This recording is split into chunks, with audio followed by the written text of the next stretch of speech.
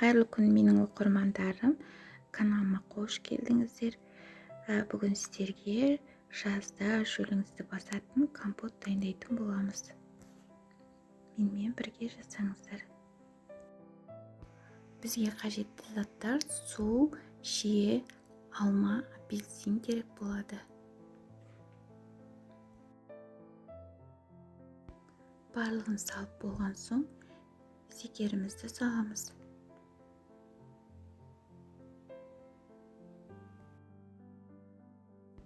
Өздеріңіздің қалауларыңызша әртүрлі жеміс-жидектер салсаңыз болады.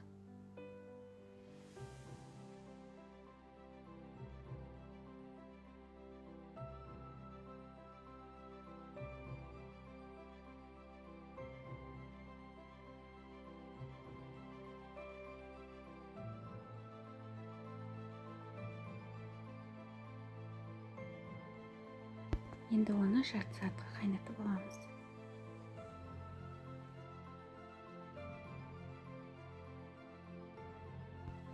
Біздің компотымыз дайын болды. Өте ерекше және түсі де қызыл болып, әдемі болып шығады. Сіздер де жасап, ұнаса лайк басып, комментарий қалдыруды ұмытпаңыздар.